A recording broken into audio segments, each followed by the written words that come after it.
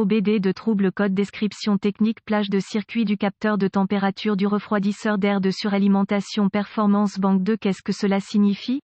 Ce code de diagnostic DTC est un code de groupe motopropulseur générique, ce qui signifie qu'il s'applique aux véhicules équipés d'OBD2 qui ont un capteur de température de refroidisseur d'air de suralimentation, Chevy, Ford, Toyota, Mitsubishi, Audi, VW, etc. Bien que génériques, les étapes de réparation exactes peuvent varier selon la marque, le modèle. Un turbocompresseur est essentiellement une pompe à air utilisée pour forcer l'air dans le moteur. À l'intérieur, il y a deux sections, la turbine et le compresseur. La turbine est fixée au collecteur d'échappement, où elle est entraînée par les gaz d'échappement, le compresseur se fixe à l'entrée d'air, les deux sont reliés par un arbre, donc lorsque la turbine tourne, le compresseur tourne également, permettant à l'air d'admission d'être aspiré dans le moteur. L'air plus frais fournit une charge d'admission plus dense au moteur et donc plus de puissance. Pour cette raison, de nombreux moteurs sont équipés d'un refroidisseur d'air de suralimentation, également appelé refroidisseur intermédiaire. Les refroidisseurs d'air de suralimentation peuvent être des refroidisseurs air liquide ou RR, mais la fonction est la même. Pour refroidir l'air entrant dans l'admission, un capteur de température du refroidisseur d'air de suralimentation (CACT) est utilisé pour mesurer la température et donc la densité de l'air entrant à la sortie du refroidisseur d'air de suralimentation. Ces informations sont envoyées au module de commande du groupe motopropulseur PCM, où elles sont comparées à la température de l'air d'admission, et dans certains cas, la température du liquide de refroidissement du moteur et la température de recirculation des gaz d'échappement. Pour déterminer les performances du refroidisseur d'air de suralimentation, le PCM envoie une tension de référence, généralement 5 volts, à travers une résistance interne. Il mesure ensuite la tension pour déterminer la température du refroidisseur d'air de suralimentation. Remarque, parfois, le CACT fait partie du capteur de pression de suralimentation. Le code P0011 est défini lorsque le PCM détecte un dysfonctionnement avec le capteur de température du refroidisseur d'air de suralimentation de la banque 2. La banque 2 indique que le problème vient de la deuxième banque du moteur, autrement dit, la banque qui n'inclut pas le cylindre N-1. Les codes de diagnostic du circuit de capteur de température du refroidisseur d'air de charge de la banque 2 associée incluent P00 à 0 circuit du capteur de température du refroidisseur d'air de charge banque 2 P00 à 2 circuit du capteur de température du refroidisseur d'air de charge faible banque 2 P00 à 3 circuit du capteur de température du refroidisseur d'air de charge élevée banque 2 P00 à 4 circuit du capteur de température du refroidisseur d'air de charge intermittent.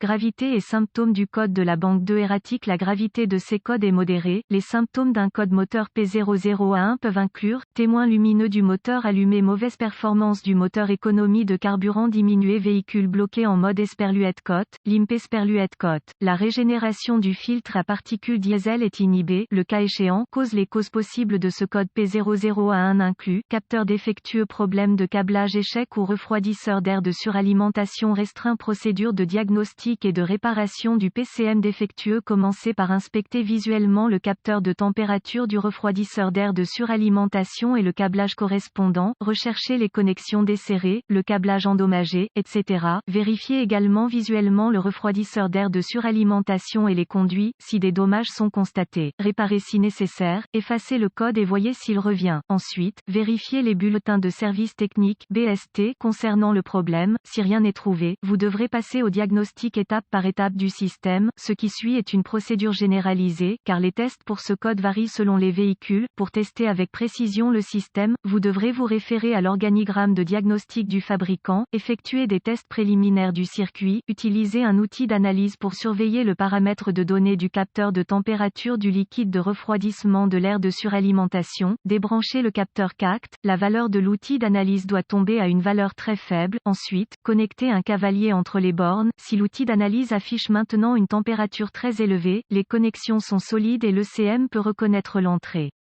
Cela signifie que le problème ressemble le plus au capteur et non à un problème de circuit ou de PCM. Tester le capteur. Débranchez le connecteur du capteur de température du refroidisseur d'air de suralimentation. Ensuite, mesurez la résistance entre les deux bornes du capteur à l'aide d'un multimètre numérique réglé en ohms. Démarrez le moteur et regardez la valeur du compteur. Les valeurs devraient diminuer en douceur à mesure que le moteur se réchauffe. Vérifiez la jauge de température du moteur sur le tableau de bord pour vous assurer que le moteur atteint la température de fonctionnement, si la température du moteur augmente mais que la résistance CACT ne diminue pas, le capteur est défectueux et doit être remplacé. Vérifiez le circuit. Vérifiez le côté tension de référence du circuit. Contact mis. Utilisez un multimètre numérique réglé en volts pour vérifier une référence de 5 volts du PCM à l'une des deux bornes du capteur de température du refroidisseur d'air de suralimentation. Si aucun signal de référence n'est présent, connectez le compteur à ohm. Contact coupé entre la broche de tension de référence sur le CACT et la broche de tension de référence sur le PCM. Si le compteur lit hors limite OL, il y a un circuit ouvert entre le PCM et le capteur qui devra être localisé et réparé. Si le compteur lit une valeur numérique, il y a continuité. Si tout va bien jusqu'à ce point, vous voudrez vérifier qu'il y a 5 volts sortant du PCM à la borne de tension de référence. S'il n'y a pas de référence 5 volts du PCM, le PCM est probablement défectueux. Vérifiez le côté terre du circuit. Connectez le compteur à ohm. Contact coupé entre la borne de terre du capteur de température du refroidisseur d'air de suralimentation et la borne de terre du PCM. Si le compteur lit hors limite OL, il y a un circuit ouvert entre le PCM et le capteur qui devra être localisé et réparé. Si le compteur lit une valeur numérique, il y a continuité. Enfin, vérifiez que le PCM a une bonne mise à la terre en fixant un fil de mètre à la borne de terre du PCM et l'autre à la masse du châssis. Encore une fois, si le compteur lit hors limite OL, il y a un circuit ouvert entre le PCM et la terre qui devra être localisé et réparé.